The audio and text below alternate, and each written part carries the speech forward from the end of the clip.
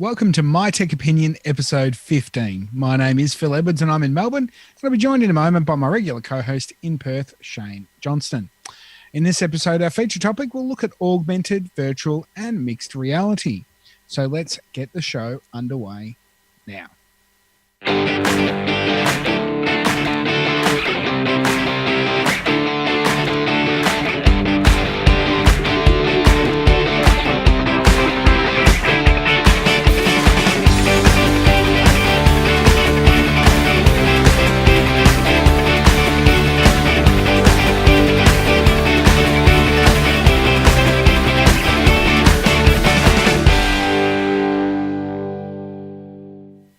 And welcome to My Tech Opinion, episode 15. My name is Phil Edwards and I'm in Melbourne, and I am joined by my regular co-host in Perth, Shayne Johnston. Hi, Shayne. How are you? Hey, Phil. Yourself? Good, thanks. Good. We'll have a bit of a natter in a minute. Just a reminder, though, to our listeners and viewers that My Tech Opinion is brought to you by Aussie Tech Heads Web Hosting. For great hosting plans and support, visit athwebhosting.com.au. For those who haven't caught our little show before, My Tech Opinion is a show that looks at a feature topic each episode, and it won't just be us. Where possible, we'll also have guests take part that will lend their expertise to our discussion of our feature topic. We'll talk about it later in the show, but our next episode, we are going to have a guest, so that's going to be great.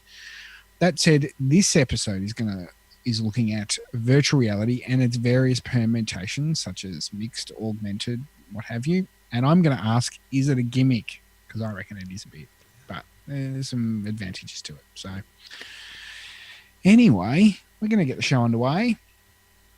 What's been happening, Shayne? In my neck of the woods? Yeah. Something I just thought of. As you know, as people know, I live about an hour and a half, maybe even 2 hours, depending on traffic, south of Perth, where I work. I feel for you. And 5 minutes can make all the difference.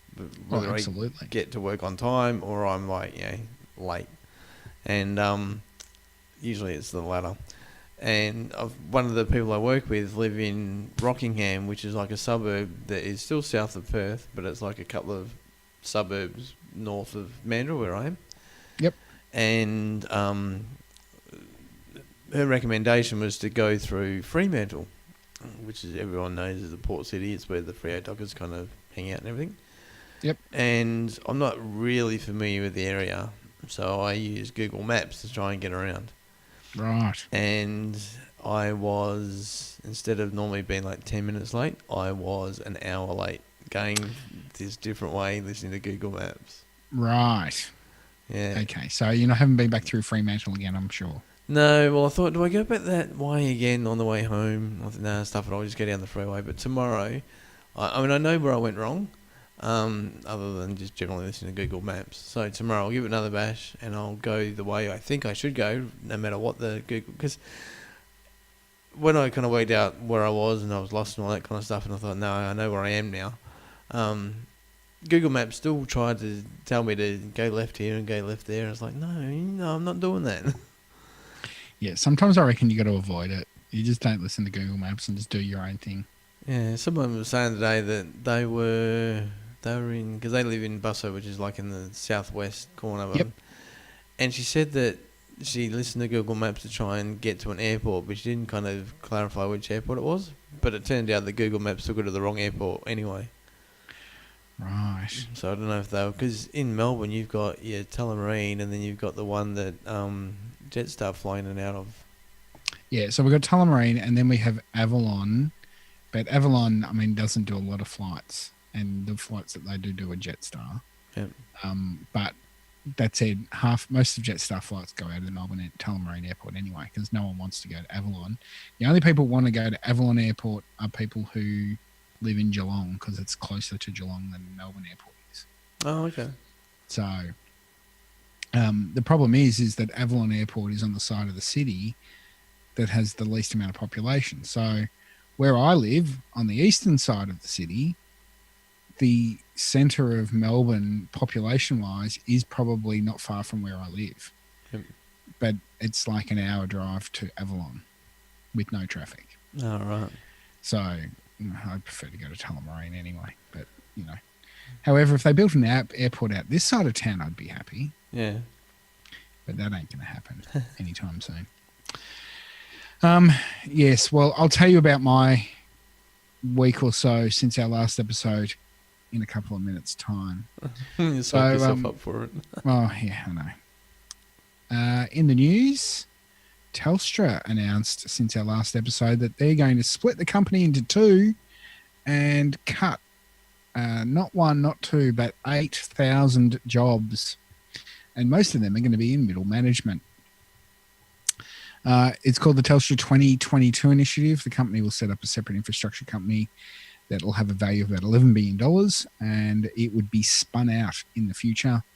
And it's also, from a customer focus perspective, it's going to radically simplify customer offerings and move customers off all legacy technology within 2 years. That's basically because the Telstra share price hit a 5-year low and everyone's freaking out. Yep. Now, you're an ex-Telstra person, but how many years have you been since you've been out?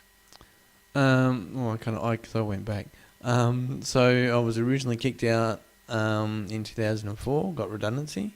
Yep. And then almost, because you're supposed to have like a 2-year hiatus before you can go back, and I almost got there, but I went back to MobileNet where I actually first started for a couple of months, and that was in 2006-ish. Yep. And went back there. A little bit like Andy. I only got off the staff plan, although I know because you guys give Andy a hard time. It's Andy that was ex-Telstra or still? Yes. Yeah. Or you knew someone who was in Telstra. So for those who don't listen to my other stuff, that's Geeks Interrupted, which is the show that I take part in. Yeah, so. where I poached him from. So, yeah, because at the time when I left Telstra and that, you weren't supposed to be on the staff plan, but now they've got this Telstra veterans thing. So you can now technically still be on the staff plan and not be a Telstra staff member because you can be a member of this Telstra veterans thing. Right. If they're going to simplify their offerings, you'll probably get kicked off that. Yeah, probably. If you're not on it anymore. But anyway. Look, I think this is a positive move. I think that it's a bit like the airline industry, to be honest. They've so used to doing certain things, and this is a shake-up that they need to do. The one thing that I reckon is what this is setting it up for, though, that the underlying hidden thing is that if Telstra, or what's going to be called Infraco, the infrastructure side of the business, is then listed as its own entity and is not part of the retail offering, it is in the box seat to buy NBN. Oh, okay. So, in other words, if they had have split Telstra up in the first place, and then they could have just paid it to do the NBN, and we wouldn't have been into the circle jerk that we got into. No. Who knows what will happen? We'll see what happens over the next couple of years. All we know is that Andy Penn, the CEO of Telstra, is basically trying to save his ass, because if this doesn't work, he's gone ski. Yeah. So. They reckon the Bill Morrow might be the front runner. Well, it could work. Who knows? Bill Morrow was always on a hiding to nothing. I think anyone who was in the NBN role was going to be on a hiding to nothing no matter what happened anyway. So we'll see what happens soon with that situation. Yep. The other thing in the news was that Amazon Prime was announced in Australia, and it is available now for Australian Amazon users. Everyone's been crapping on about this because, okay, we'll go through what you get. So you get, it's $59 a year, Australian. You get 2-day delivery included. So if you buy anything that is distributed by Amazon, or what's called a Prime eligible. So I think it's Amazon purchases that are not from their marketplace, or Amazon purchases that are, or purchases from the marketplace that are fulfilled by Amazon. So, for example, Kogan sell things on the Amazon marketplace, but they would fulfill their own orders. They wouldn't be eligible for Prime. But I could set up a a company selling computer mice, and I can use the Amazon distribution network to do that. And rather than me have the warehouses set up, I just send it all to Amazon and they ship it for me. That would probably be eligible for Prime. We'll find out in more detail. But obviously, that's also included as free. Prime Video, which is already launched in Australia and you could get as a standalone offering, that is included in your Prime subscription. Prime Reading, which is a number of books that are included that you can download to your Kindle device without having to pay additional price for that. And there's a couple of Harry Potter films and some Australian classics and things like that. The one that people will probably use it for in a certain part of the market is Twitch Prime. Now, if you're a member of Prime Video, you got the Twitch Prime account. Well, this is all links it in together. And you also get exclusive deals from Amazon. There'll be a few other things that they include, I think, over time. But really, like, we're probably not in tune to buying a lot from Amazon at the moment, purely because they don't have the breadth of stuff on their store. But taking into account, in the United States, Prime costs $119 a year. Yeah. So that's equivalent to about 150, 160 Australian dollars, and they're giving it here for 60. Now, everyone's going, oh, unlike the US, in some places in the US, you get single day, same day delivery or next day delivery, depending on where you are. And I'm like, yeah, but the general promise for Prime in the US is 2-day delivery. It is the same thing. Yep. So people just need to suck it up. So the people that would get the 2-day delivery would people like myself, who's over here in Perth, where we don't have a distribution centre. So Yep. we would be the ones that would be kind of suffering the 2-day delivery. I mean, but 2 days is, it's fine. Well, yeah, but I'm in Melbourne and I live literally 15 kilometres at most from the Melbourne distribution centre, and I still get only 2-day delivery. Okay, so I thought it was up to 2-day. So you... Well, yeah, it could be, but I can tell you, the last order I made from Amazon, it was 2-day delivery. Okay. So I've got a couple of questions based on what you've just said, plus other stuff that I've heard about this thing, because you're the resident Amazon kind of shopping guru. Yep. Now, you said that it's subject to stuff that's either Amazon sells it or Amazon kind of stocks it and kind of distributes it on behalf of their marketplace. Yep. I'm led to believe that most of our Amazon store over here is marketplace and not Amazon, and therefore would that potentially mean that a lot of stuff wouldn't be eligible because a lot of it is handled by other people? Probably. That's probably why it's so cheap. Cheap, that's what I was thinking. But the thing is, they will, it'll improve. So... Because the other thing that I heard from Trevor Long, because he apparently wrote an article, someone wrote an article and used the terminology Australians are banned from the US site. And Amazon arced up about that and said, no, we're not banning Australians. They can still shop here, but they just can't get stuff shipped or something to Australia. I'm glad that they've said that. Yeah. So basically what they've decided to do, there's two parts to that. And we probably covered a bit in our online shopping episode, which people can get from the podcast or see on YouTube. So Amazon.com, as of the 1st of July 2018, will stop shipping directly to Australia. Yep. Now, that said, if you've got an account there and you want to ship it to an American shipping forwarding service, or you're over there or something like that, you can still do it. So, sweet. Which is from what you've said there. Obviously, it's a bit of a pain in the ass to then get it into the country because you've got to pay extra and do loops and stuff like that. Yep.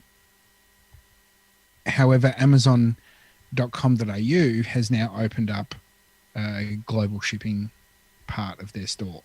So it's stuff that you can get sent from America to Australia, but you have to buy it through Amazon.com.au. Yep. So that the GST gets picked up. The problem is that the amount of stuff that's on there, like there was a product, and I can't remember if I said this during the online shopping episode, but for example, a pair of jeans that I bought on Amazon.com that they shipped directly to Australia, I can't buy it in the global shipping option on Amazon.com.au. Yeah. So if they never shipped it to Australia and they just said, no, it's only American delivery, fair enough. I can understand that. But they were stuff that they shipped here. So I'm a bit shitty about that. But anyway, look, it's available. It's relatively cheap. And I can tell you for a fact that it will get more expensive. It will get more expensive as time goes on and their offering expands. Are you going to sign up for it? Already have.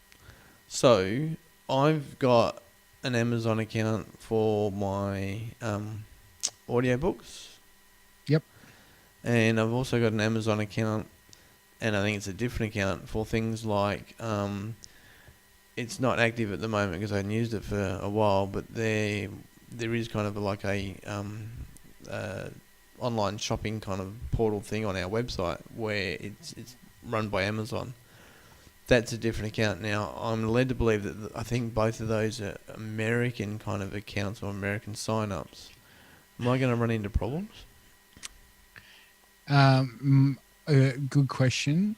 My experience was that I have an Amazon.com account for 16, 17 years. When Amazon.com.au started up, I went in there, logged in using the same credentials, and it logged me in, and it had my credit card information there and everything. Oh, right. What I was hoping for. Now, how that relates to Audible books and stuff like that, good question. I have to research that for you. And whether that impacts my Kindle, for example. But the one thing I do know is that, for example, when they created Amazon.com, I was hoping that my Prime subscription. So when the Prime offering was enabled in Australia, I was hoping that my Prime subscription would be valid in Australia. Yep.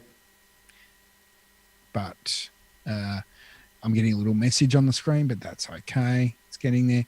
We'll explain why that's so bad in a minute. But it's not. So what I've done is I actually have 2 Prime accounts as we speak. Yep. Because I've paid for my American Prime account for the whole year. So I've now said cancel it at the end of the year. And I've now signed up for the Australian one. Oh, okay. So I'm in parallel until January, I think.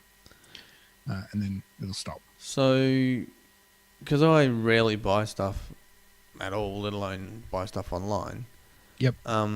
What would you say for it to be beneficial to pay the $59 and then potentially whatever it's going to go up to next year, would someone have to be one of those people that buys something at least once a month to make it beneficial? Or?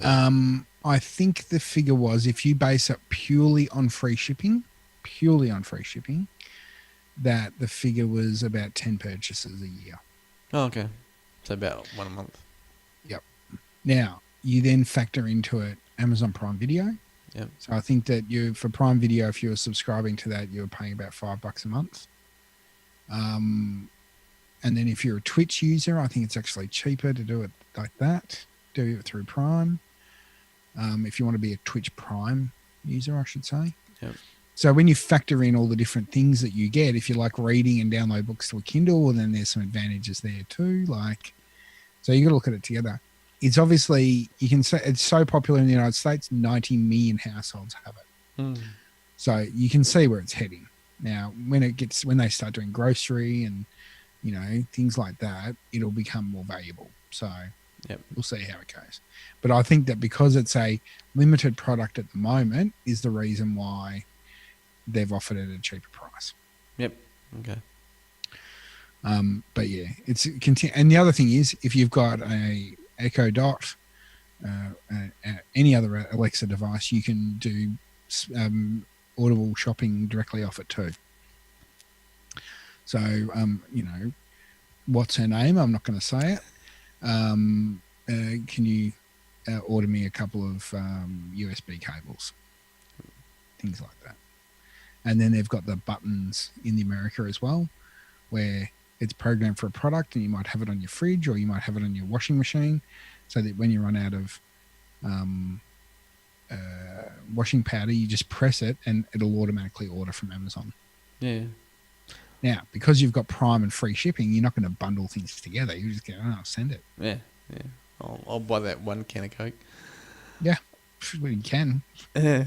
So I also heard that Google were going to start doing the shopping thing through their Google Home, and I think I can't remember the places that were going to kind of partner with them. I think it might have been Domino's and those sorts They of probably things. will. Yeah. Probably. Well, it's the thing about the Google Home is it's a fairly open platform, so you can enable a skill or something like that, and it will do it for you. So I'd suggest that anyone could do it if they wanted to.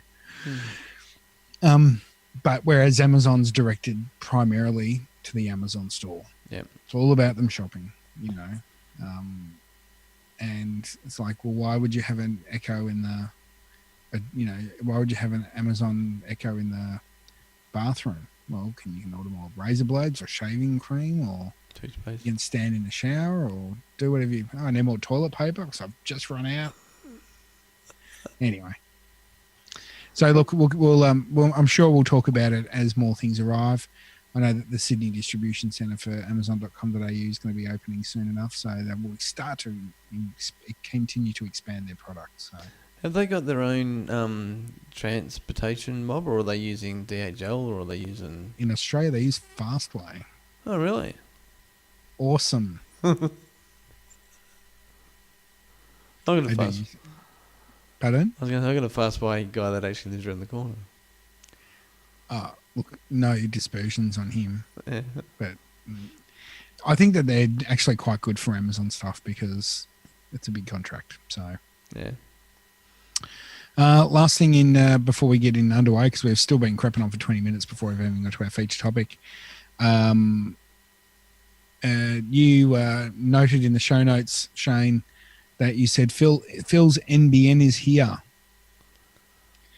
That was based on early versions of the story. Yes. So what I can tell you, for those watching on the video, you may have seen an internet connection is unstable message. And you'd be like, why would Phil have that internet connection is unstable when he's on a very fast internet connection? Well, what I can tell you is that in my hand, I have an NBN modem or a network connection device for fibre to the node. Fibre to the curb. It's not going to work very well while you've got it in your hand, Phil. Well, why? Yeah, you got to connect it, mate. Oh, that's right. When I did connect it, it doesn't work. Powers up, it connects to the network, the distribution point unit out the front, and doesn't do a single thing. So what I believe the issue is that for those who want to hear me crap on about this, the way fibre to the curb works is that there's a distribution point unit in a pit at the front of my house. When you plug the network connection device in, it sends a reverse power feed back to that connection device. And it wakes it up and says, hi, I'm here ready to go. Give me internet. And that connection device will go, okay, I'm connected to port number 1, 2, 3, or 4, depending on what house you're in. And off it goes, and it gives you all the goodness of fast internet. So my device is connecting to the distribution point unit. I can see the on the front of the device in that little slidey bar there, it has a power light and it has a connection link light which lights up nice and blue, and then it does nothing else. So what that means is that it's talking to the box, but the port is not activated. Now there are two reasons why that can occur.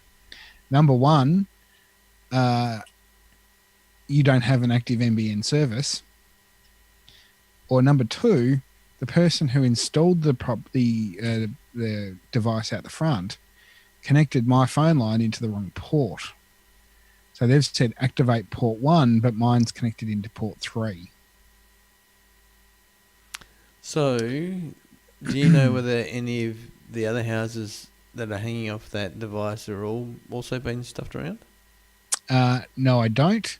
and I would probably suggest that I would be the first to connect to any of them. So I'm sure that if I knew the 4 houses that were connected to my distribution point unit, I could probably walk into any one of those 4 houses if I wanted to impose on my neighbours, plug the modem in, and it would probably work in one of them. Yeah. So yeah, that would be my guess. Okay. So anyway, we're recording this on a Thursday. I have an appointment booked for the Tuesday next week, and it will be active after that. Do you have to be there for that? Yes. Oh, really? So you're going to take a day off work? I know, I work from home. Oh, okay. So, yeah. So, and from experience of someone else, it's a 3-minute fix. Yeah. And it probably doesn't need a technician to come out on site to do it. I was just thinking you could probably just go out there and do it yourself. No. They ring up Network Operations Centre and say, can you do a port swap, please? And they go, okay, fixed. Oh, so it's not actually a physical person comes out. Well, it could be. Well, they could be a physical. Yeah. But the thing is, fibre to the curb has been operating in Australia as a retail product for probably about 6 weeks. Mm-hmm. The provider I'm going with does not have any decent information, whether it be in the call centre or on their website. And what other providers have is generally a dump of what the NBN have anyway. Which they probably got from Wikipedia. Yeah. So it's an early stages for the thing. And the guys in the call centre are going, yeah, we're still learning about this ourselves. So I think as I have done in the past, is I've rung tech support and told them things, and they've sort of gone, oh, he knows more than we do. Yeah.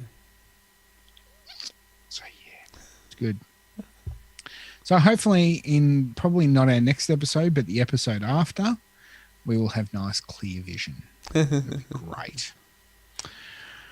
All right. Well, I think that's enough for our topic chat type thing. We're going to take a very short break, and we'll be back with our feature topic, which is virtual reality and with an asterisk next to it, I think.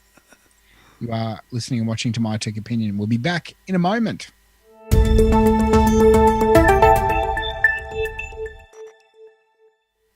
And welcome back to My Tech Opinion. It is now time for our feature topic, which we're talking about virtual reality, augmented reality, and mixed reality. But before we do that, Shayne, Yes. there's been an ongoing discussion on this program about whether Google picks up the podcast for this show.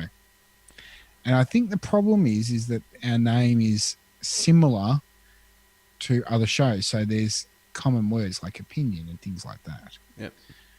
So we think we've got it sorted. So let's try it. Now, it'll probably be in the background for people, so apologies. Hey, Google, play the latest podcast for My Tech Opinion. Sure, playing the latest episode of My Tech Opinion. Don't cross the streams. Online streaming broadcasting. Okay. Welcome to My Tech Opinion, episode 14. Hey! There we go. Hey, Google, stop. There we go. It worked. Finally, yeah, because I was saying in the break that we are now on Spotify, we're on TuneIn, we're on the new Google thing, we're on Apple, we're on just about everything except, billboards.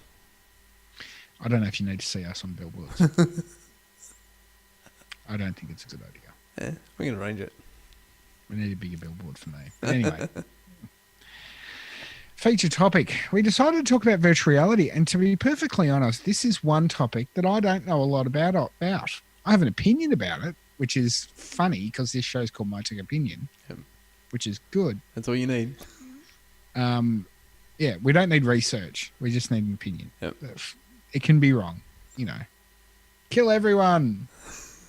I don't know. That's not the right thing to say. Anyway, I think I'm delirious. We're recording this when it's relatively late for me, by the way. Yeah. We want to talk about virtual. So, firstly, there's virtual reality, augmented reality, and mixed reality. So, Do you want to tell us, Shayne, what virtual reality is as a starting point? Yes, so virtual reality is basically where you're closed off from the environment. The actual environment that you're normally in is being replaced entirely by a virtual one. So all the surrounds and all that kind of stuff is virtual. There's nothing kind of real about it. It's usually used for things like gaming, um, things like what's that?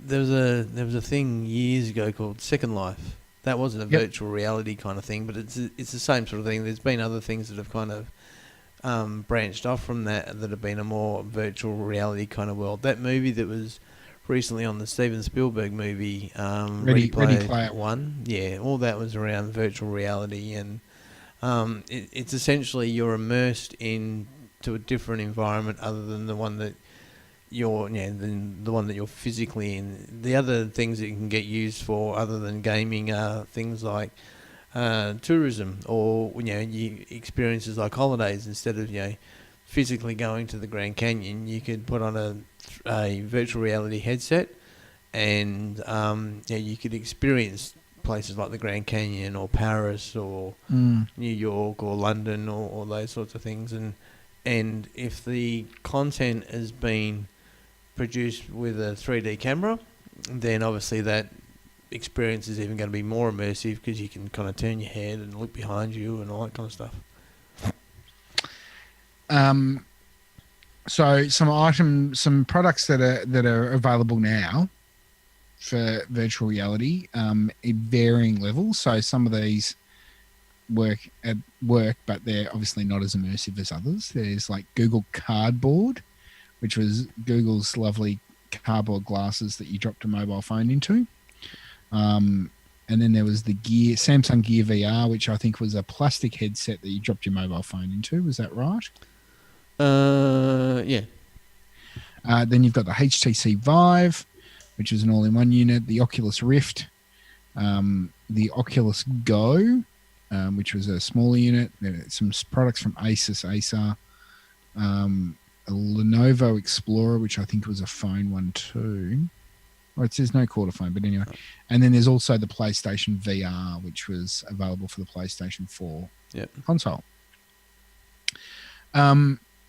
So, and there's been different, the Oculus product ended up being bought out by Facebook, which, people had issue with because it was a crowdfunding thing and, internet outrage as per usual. The thing is that there's been the promise of these products, but they've never really taken off. A friend of mine from work, got a PlayStation VR, and I think he sold it about 2 months later. Yeah. He said he got on the verge of being sick from wearing it.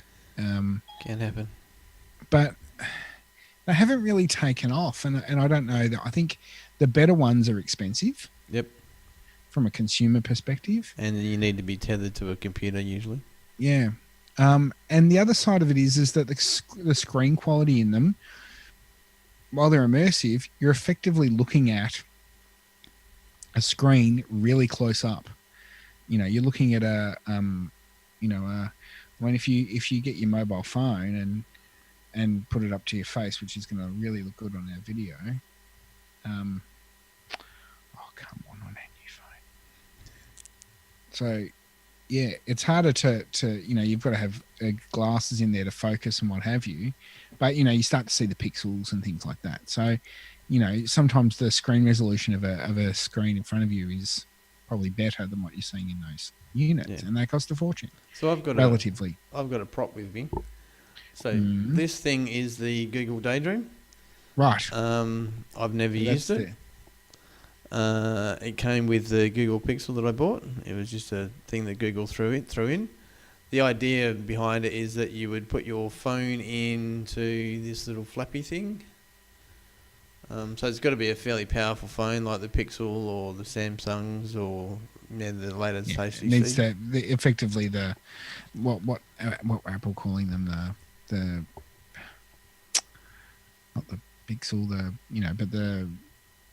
but the high density pixel screens. Yeah. Anyway. Yeah, so the phone goes in there. Here's the remote control.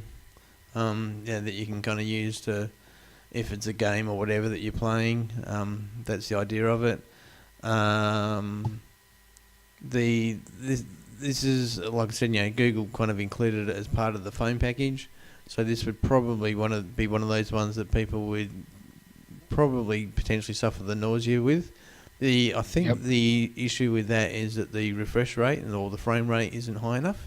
With the ones like the PlayStation VR and the Oculus Rift and everything, because they're a higher quality and they have a higher refresh rate. And they're dedicated VR devices. Exactly, yeah. People are less likely to feel those symptoms.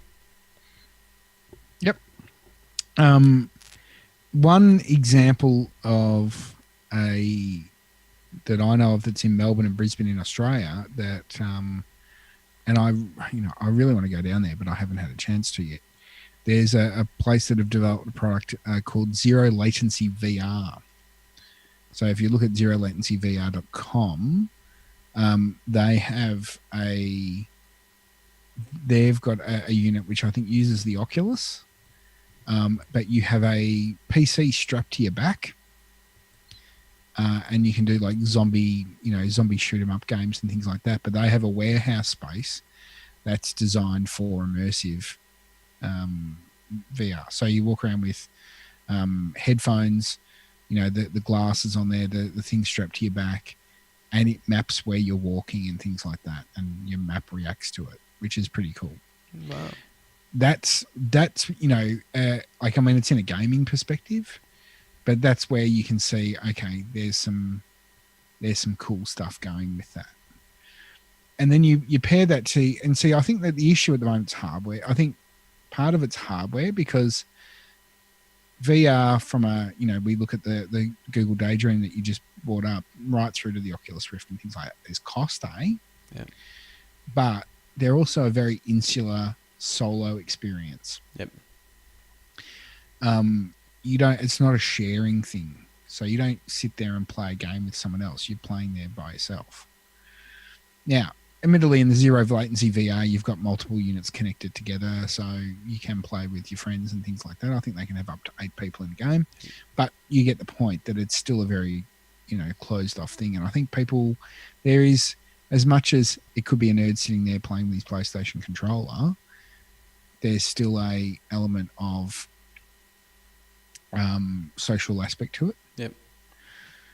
The other side of VR is that they haven't, like you're saying, the advantage of the Google Daydream is that you can drop a phone in there, but you then suffer lower quality. Yep.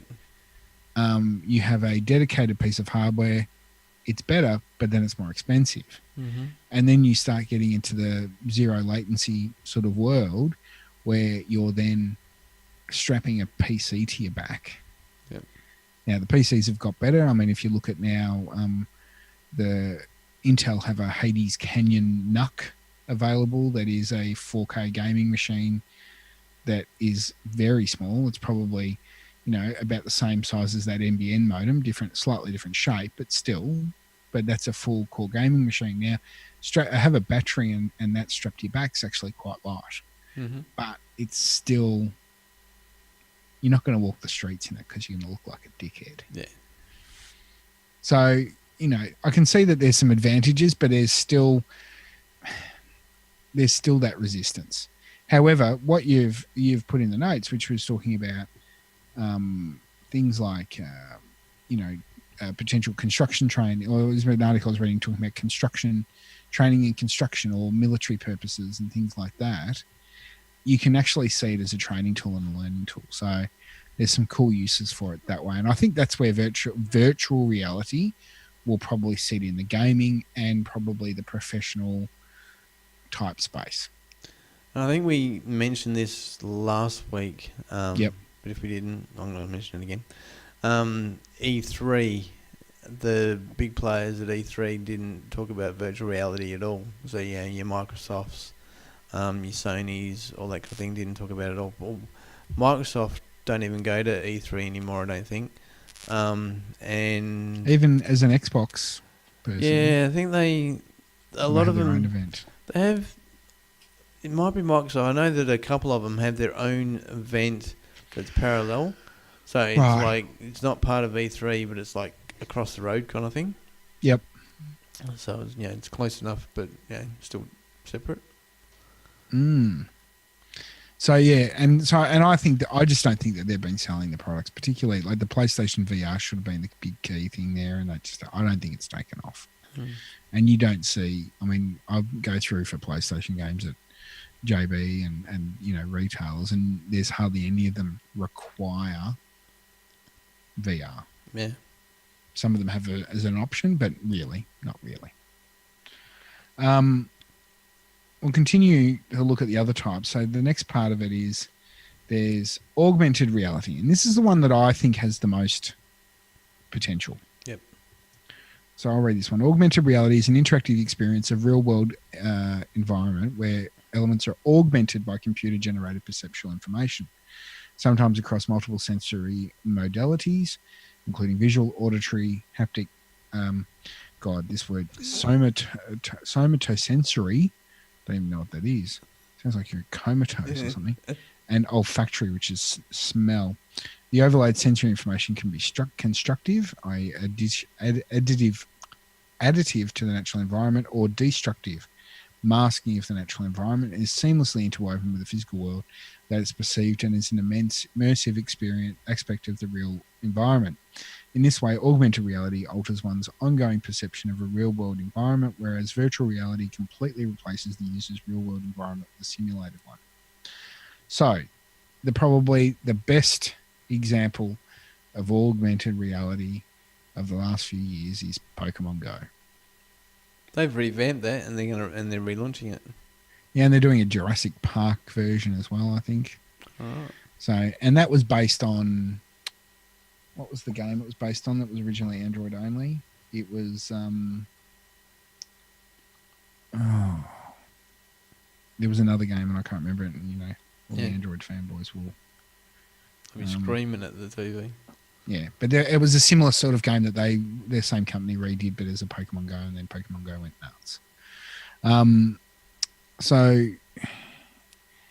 the other one that I use is Flight Radar. There's an app called Flight Radar where you can see what planes are above you using the transponder data. Oh, yeah. Forgot about that. And that does have an augmented reality option. So what plane is that? You can put it on and lift your phone up and it will go, oh, that's Flight 94 from Los Angeles. So, which was cool.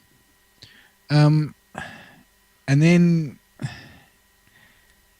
but at the moment, really, you're going to need things like a phone to do it or something like that. You're not going to walk around with an iPad because you look like a dickhead. iPads are not cameras, people. iPads are not cameras. My mantra in life. But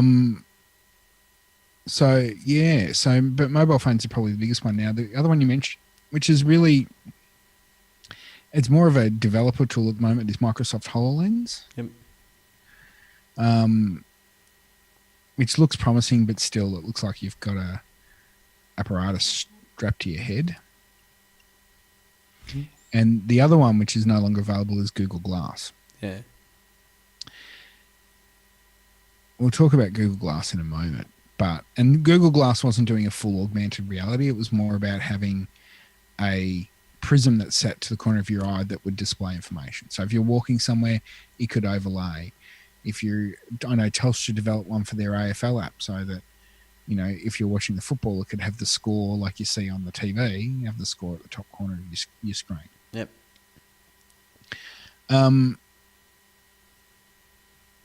I think that augmented reality as a long-term solution is effectively what the future is. Yep. The other one it's technically not augmented reality, but it's using the principles of augmented reality, is heads-up displays on cars. Oh, yeah. Yep. Because it's overlaying it's only in a small pocket, but it, overlaying some data onto your visual sight screen. So they're also looking at it, and there's an article I'll include in the show notes, but it's talking about using augmented reality as a learning tool. So I think there's an app around for space. When you're looking at space and to identify stars and things like that. So I think it's called the Space Discovery app. So the idea of it, you can put your phone up in the air and you can actually, see star systems and what have you using augmented reality. So that's a really cool idea of how you can use it as an educational tool. But the other one that's going to be quite scary is how it could be used for advertising. So we know that Facebook like to do targeted advertising as part of their platform. Imagine having a seamless augmented reality experience when you walk out the house, and rather than seeing, and it was sort of like I think probably Minority Report or something like that where they did it. But Facebook could project, an advertiser. You'd be driving to work and be effectively a green screen billboard there. And when you look at it with your AR glasses on, it would do a customized ad. G'day, Phil. How are you? Buy this car. That sort of thing. So, go on. So by extension, potentially, if we were kind of standing close enough so we're seeing that same billboard, we could be potentially seeing different things because we got different interests. Absolutely. Oh, okay. So the thing about there's a lot of issues with Facebook and social media and security and all that sort of stuff. But what it's really good for marketers and things like that is actually targeting audiences. Oh, yawning, I apologize. Targeting audiences so that you can get advertising messages out to whoever you want it to get out to. Now, you might do that to influence in a US presidential election, for example, or do things like that. But that's effectively how it can be used. Yep. Because when you're targeting an audience, you're only targeting people who you want to target, so therefore it has cheaper costs to an advertiser, but therefore more impact. Yep. So the one thing we did mention though was Google Glass, and even though it was never really released to the public, it was more of a developer tool. It just died a slow death. It came out early. Yeah. And it came out expensive. Yeah. My issue with it was that I thought the augmented reality or the data display aspect of it was great. The thing that I think freaked people out was the camera. Yep. And while it did have a little light to say that it was on,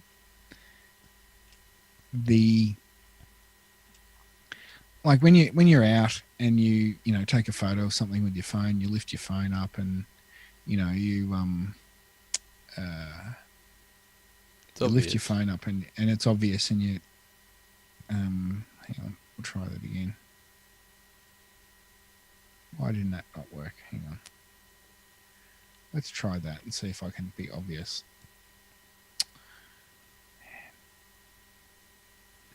Right. There we go. Just freak everyone out. That was what I was trying to do in the first place.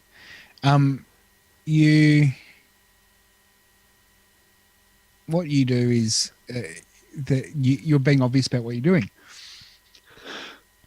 Wow, I'm yawning tonight. But when you have a camera on you, you don't know when it's on or off. You're not being obvious about it. Is someone watching me? Are they recording me? Are they doing things? And, we're in a society, particularly, in Australia recently, we've had some unfortunate situations of a young comedian being murdered. But we're seeing this sort of predatory behavior in the United States and things like that. Well, everywhere, to be honest, everywhere. And it doesn't make people settled. Yep. Now, obviously, for augmented reality to work, you need to have a sensor. You need to have a camera or something to get a spatial awareness. But you don't have... But the display aspect is what could be really useful. I'd love to have that at the footy or what have you. You do look like a dick wearing the Google Glass version that was available, but you'd see that would improve over time. Yep. I think that where we want to get to an ultimate world is that which has been, talked about as an aspirational thing in movies and what have you, but is have a contact lens. And you drop that over your eye, and then that will give you, data display information. Yeah. Even just regular looking glasses would be right. Yeah, absolutely. And I think that they probably could have got there, but they just, they stopped development on it. What are your thoughts on augmented reality?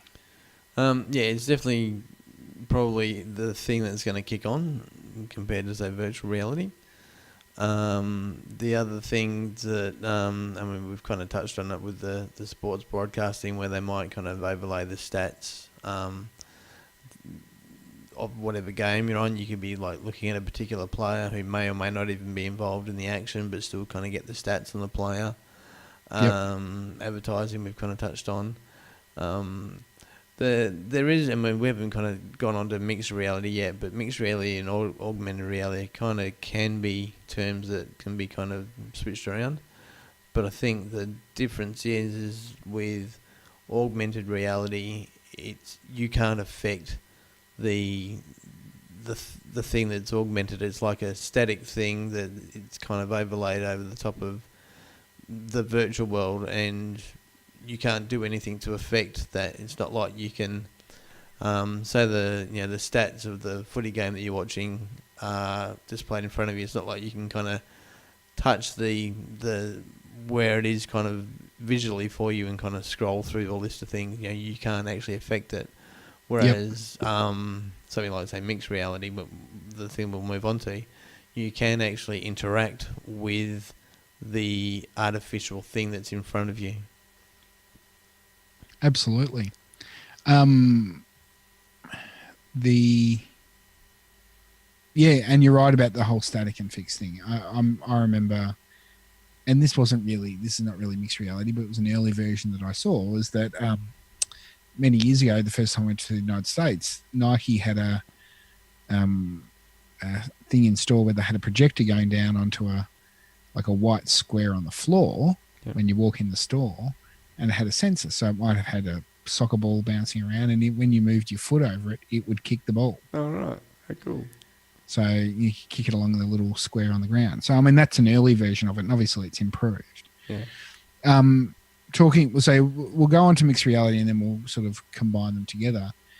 You've said, so mixed reality, as you said, is like a hybrid reality. It's a merging of virtual and real worlds to produce new environments. And visualizations where physical and digital objects coexist. So a really cool way of, which is it's more static, but a way of displaying that was that Microsoft had a concept that they were talking about could use with the Xbox called Illuma Room. And the idea of it was that you would have your screen that you play your game on, and then you would have a projector behind you with an Xbox Connect, and it would scan the room, and then it would project, leaving your screen out of it, so it would cut your screen out, but it would further enhance the backgrounds to cover the whole wall. Yep. But it would take into account any furniture you have, so it would do shading and things like that to incorporate that in the scene. Yep.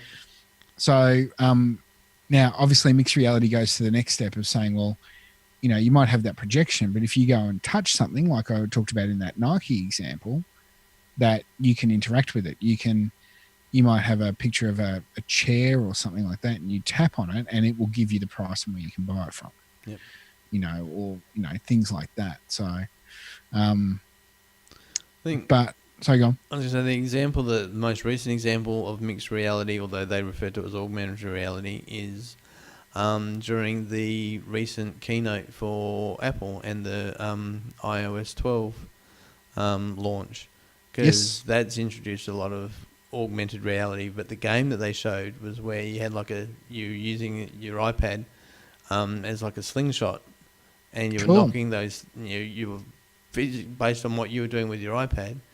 It was then causing a slingshot thing, a virtual slingshot thing to happen, to then knock things over. You're supposed to knock your opponents, like whatever they are, Yep. over, and then whoever knocks the most over the first, or all of them over the first, kind of wins the game, kind of thing. But that's, in my mind, that's an example of mixed reality, because what you're doing to the virtual thing is actually having an effect on it. Absolutely. And yeah, because you are interacting with it. Now, in the notes, you've said some of the uses of mixed reality where they can be useful, and I can see this when we sort of touched on it earlier, was simulation-based learning. So you use it as an educational tool of you can actually do things to actually learn how to do it rather than reading about it in the book. Military training, which obviously you can see the benefits there. Real asset virtualization environment. Do you know what that is? I didn't actually put that there.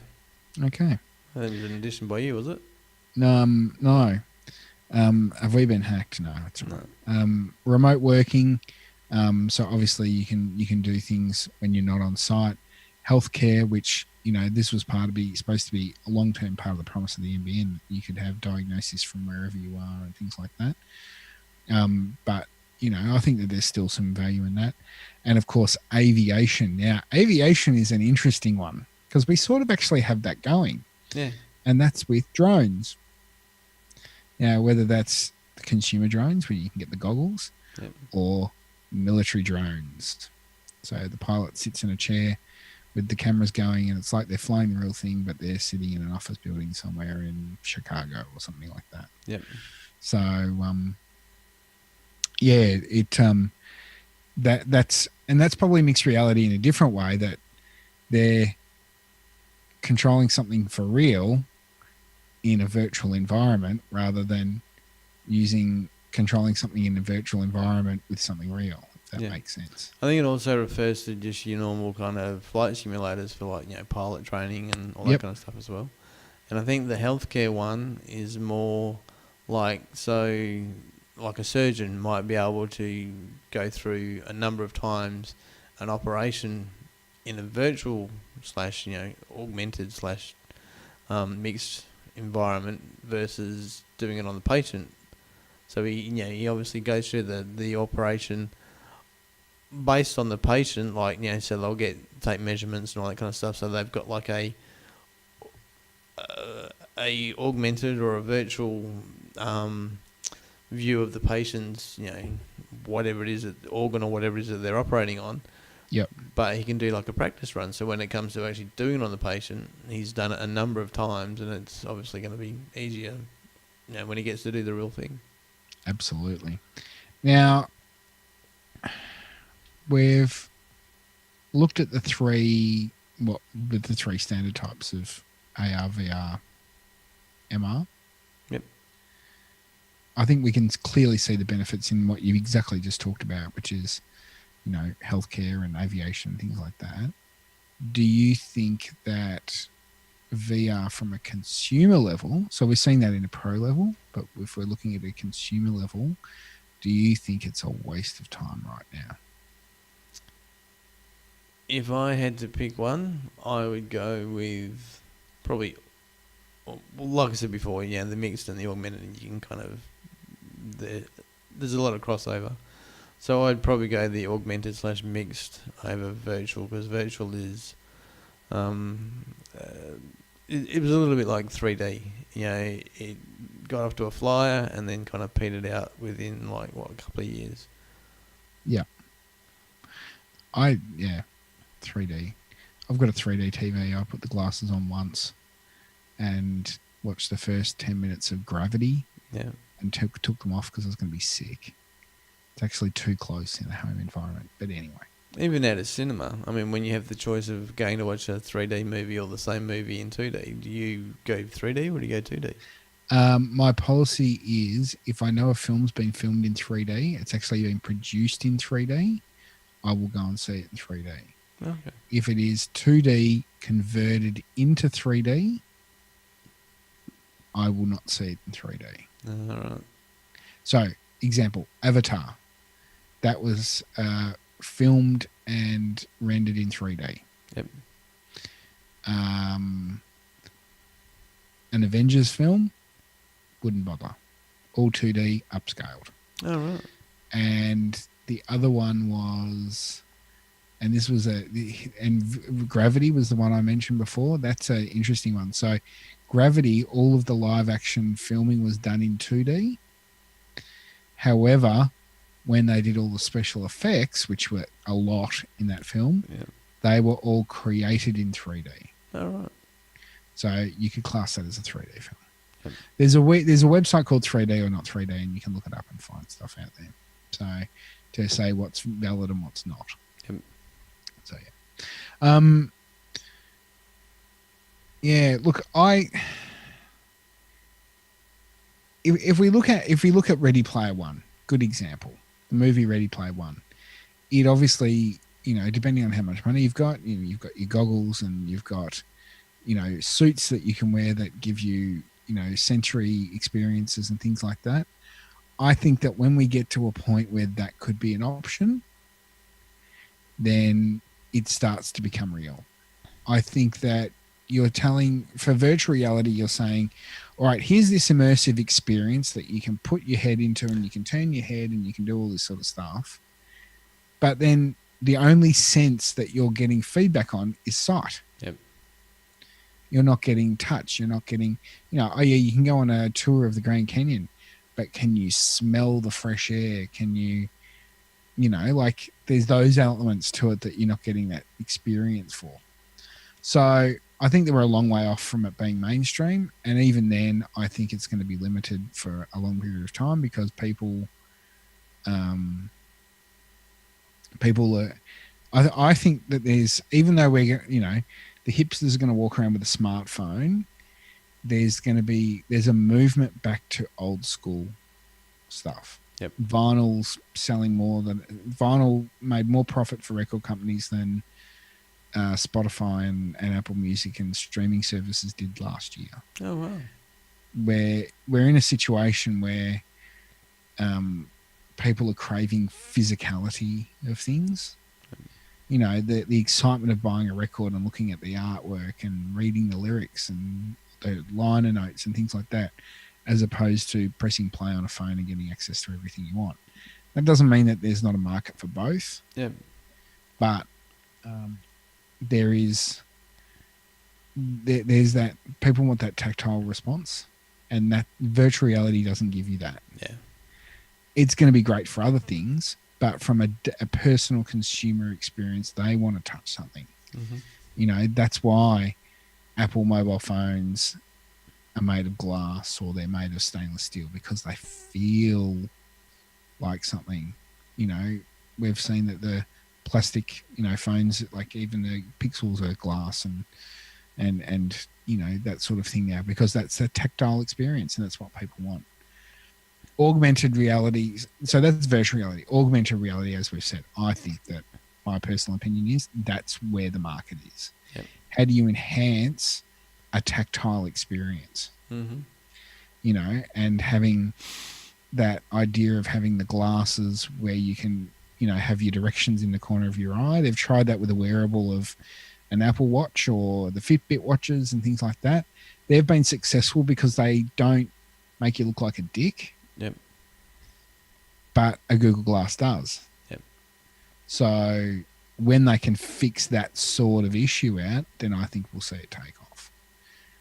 But as long as it doesn't impact other people's privacy. Yeah.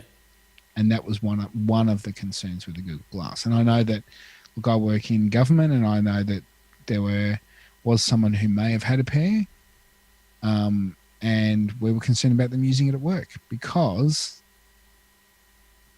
what their Google Glass can see is what they can see, and the information on there may not be appropriate, and we don't know if it's been broadcast to the world. Yeah. So that's just my thoughts anyway. Yep. You got anything else to add to that? What else do I want to add to the topic? No, I think we pretty much covered it. I think the kind of the catalyst for this was the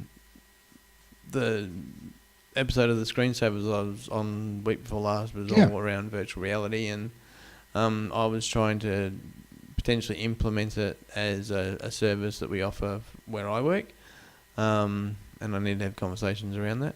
And we had E3 at the time, so it was kind of topical. And then that's kind of why we decided to kind of Absolutely. to run with it. But if any of our audience have anything to add, think that we've missed anything, then we haven't want any questions. And the other thing is, what's your have you used, whether it be the Google Daydream, or an Oculus Rift or whatever, or have you used it in another sense? Has it been useful? Did you try it and think it was a waste of time? Like, where we want both sides of the discussion. We're happy to talk about it. Yeah. So send us an email. The email address is at the bottom, there it is, bottom of the screen, mytechopinion@prosumerit.com. So make sure you drop us a line there. I want to hear about it. I mean, what we've talked about tonight is, we're not experts in this. This was a good learning experience for me. Yep. I can crap on about a lot of things, but my opinion is I don't know much about VR. I do know that augmented reality is where I think it's at, because it's that mixed point. But if you think, no, Phil's a dickhead, he's wrong, let's tell him what's right, do it. I'm happy about that. Yeah. And, any good uses of it too, like, virtual reality. I really want to go and book that zero latency VR now. Oh, okay. And play shoot 'em up games in virtual reality. It ain't cheap. I think it's like $88 for an hour, but still. Really? What, per person or per group? Per person. Mm. Yeah. Anyway, it's worth having a crack at though. Yeah. So that's about as exciting as it gets. If we haven't got anything to add, we might take a quick break. I think we should. Excellent. We'll be back in a moment with more on My Tech Opinion. I'll get another drink. Actually, I might bring up.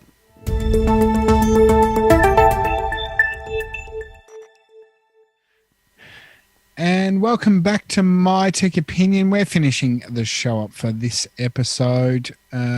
So if you've got any comments or thoughts on our discussion on virtual and augmented reality, send us an email, mytechopinion@prosumerit.com. Now, Shayne, looking ahead to episode 16, we have a guest on. We do.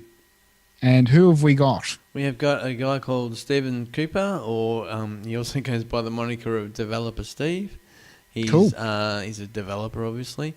I know of him through connections through Aussie Tech Heads. Yes. The people that support our podcast.